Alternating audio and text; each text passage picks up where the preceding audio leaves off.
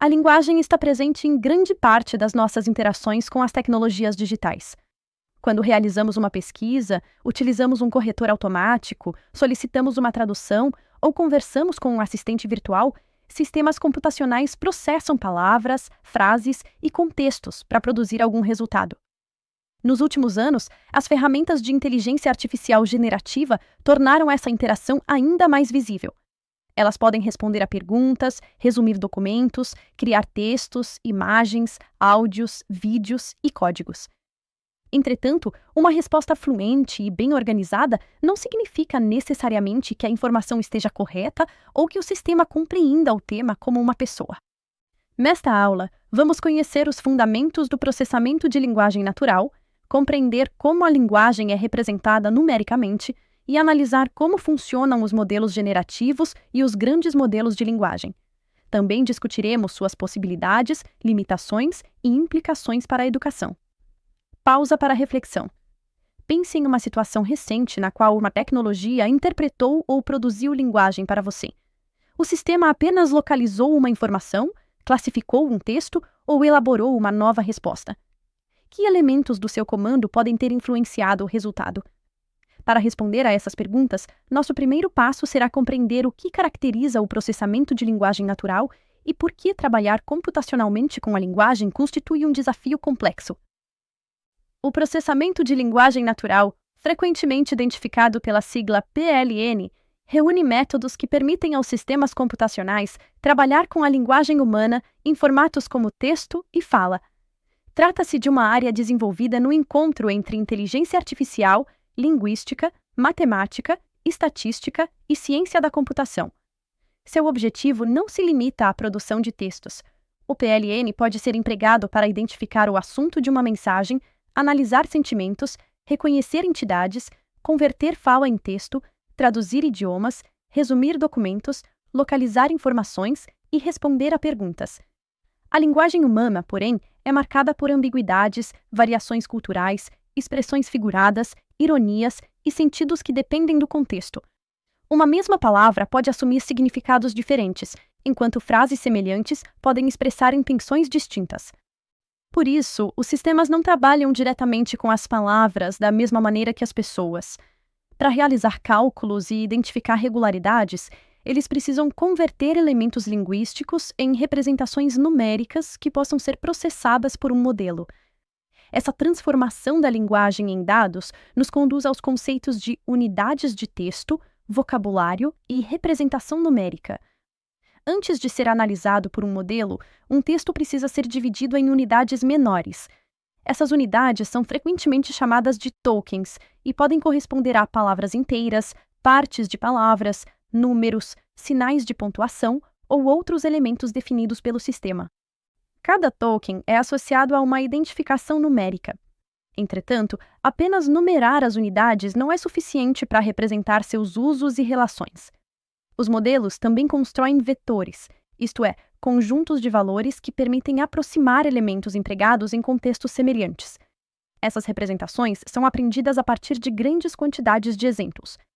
Ao observar como palavras e trechos aparecem em diferentes sequências, o modelo identifica associações e regularidades estatísticas. Termos frequentemente utilizados em contextos próximos podem adquirir representações relacionadas. O contexto é fundamental. A palavra banco, por exemplo, pode indicar uma instituição financeira ou um assento, dependendo das demais palavras da frase. Modelos contemporâneos procuram representar cada unidade considerando os elementos que aparecem ao seu redor. Ainda assim, uma representação numérica não contém toda a experiência social, cultural e histórica relacionada à linguagem. Aspectos pouco presentes nos dados, usos regionais e sentidos dependentes de situações específicas podem ser interpretados inadequadamente. Com a linguagem transformada em representações processáveis, os sistemas passam a realizar diferentes tarefas de análise e produção. Uma das tarefas mais comuns do PLN é a classificação de textos. Um sistema pode organizar mensagens de estudantes em categorias, identificar o tema principal de um documento, separar mensagens indesejadas ou estimar a polaridade de uma manifestação. Outra possibilidade é a extração de informações. Nesse caso, o modelo procura localizar elementos específicos, como nomes, datas, instituições, conceitos ou relações presentes em um texto. Essa função pode apoiar a organização de grandes conjuntos documentais. A tradução automática busca produzir em outro idioma uma sequência que preserve o sentido do texto de origem. Já a sumarização procura construir uma versão mais breve, selecionando ou gerando informações consideradas centrais. Sistemas de resposta a perguntas e interfaces conversacionais combinam diferentes capacidades. Eles analisam o comando apresentado, consideram o contexto disponível e produzem uma sequência de linguagem que busca atender à solicitação. Essas tarefas podem utilizar modelos especializados ou modelos capazes de executar várias atividades. Em qualquer caso, o resultado depende dos dados, do treinamento, da formulação da tarefa e dos critérios de avaliação. Quando o objetivo passa a envolver a produção de novos conteúdos, entramos no campo dos modelos generativos. Os modelos generativos são sistemas treinados para produzir novos conteúdos a partir de padrões identificados nos dados. Eles podem gerar textos, imagens, áudios, vídeos, códigos e outras representações, dependendo da arquitetura e do material utilizado em seu desenvolvimento. Produzir um conteúdo novo não significa criar sem referências. Durante o treinamento, o modelo ajusta seus parâmetros a partir de muitos exemplos e aprende regularidades relacionadas à estrutura, ao estilo e às combinações prováveis dos dados. Um modelo de classificação pode estimar a categoria mais provável para uma mensagem. Um modelo generativo, por sua vez, pode produzir uma resposta, continuar uma sequência, reescrever um parágrafo ou elaborar uma imagem a partir de uma descrição. O conteúdo gerado não precisa ser uma cópia literal de um único exemplo. Ele pode resultar da combinação estatística de padrões aprendidos. Entretanto, essa capacidade também pode produzir semelhanças inadequadas, reproduzir vieses ou gerar informações que parecem plausíveis, mas não correspondem à realidade. Por isso, é importante diferenciar novidade estatística de compreensão, autoria ou veracidade. O modelo produz resultados a partir de suas representações e probabilidades, sem vivenciar experiências, investigar fatos ou assumir responsabilidade pelas consequências. Entre os modelos generativos que se popularizaram estão os grandes modelos de linguagem, desenvolvidos para trabalhar com extensos conjuntos de textos e executar diferentes tarefas linguísticas. Os grandes modelos de linguagem, conhecidos pela sigla LLM, são modelos treinados com grandes conjuntos de textos e elevado número de parâmetros. De maneira simplificada, uma de suas tarefas centrais consiste em prever qual unidade de texto apresenta a maior probabilidade de aparecer a seguir, considerando o contexto disponível. Durante o treinamento, partes de sequências são apresentadas ao modelo, que tenta prever suas continuações. A diferença entre a previsão e a unidade observada gera um erro, utilizado para ajustar os parâmetros internos. Esse processo é repetido em enorme quantidade de exemplos. Ao receber um comando, o modelo não recupera necessariamente uma resposta pronta. Ele processa as unidades fornecidas, calcula distribuições de probabilidade e gera a resposta passo a passo. Cada nova unidade passa a integrar o contexto utilizado para as próximas previsões. Esse mecanismo explica por que a resposta pode ser coerente, detalhada e adaptada ao formato solicitado. O modelo aprendeu padrões de organização da linguagem, relações frequentes entre conceitos e maneiras recorrentes de responder a diferentes tipos de comando. Entretanto, prever uma continuação plausível não equivale a verificar um fato. O sistema pode combinar informações incompatíveis, inventar referências ou apresentar uma hipótese como conclusão confirmada. Para representar relações entre partes distantes de uma sequência, muitos modelos utilizam uma arquitetura conhecida como Transformer. A arquitetura Transformer ganhou destaque por permitir que o modelo analise relações entre diferentes unidades de uma sequência por meio de mecanismos de atenção. Em vez de considerar todas as palavras com a mesma importância, o sistema calcula quais partes do contexto são mais relevantes para cada etapa do processamento. Em uma frase com pronomes, por exemplo, o mecanismo pode atribuir maior peso aos termos que ajudam a identificar a que pessoa ou objeto o pronome se refere. Em textos longos, pode relacionar conceitos apresentados em trechos diferentes. A atenção não corresponde à atenção humana nem demonstra consciência.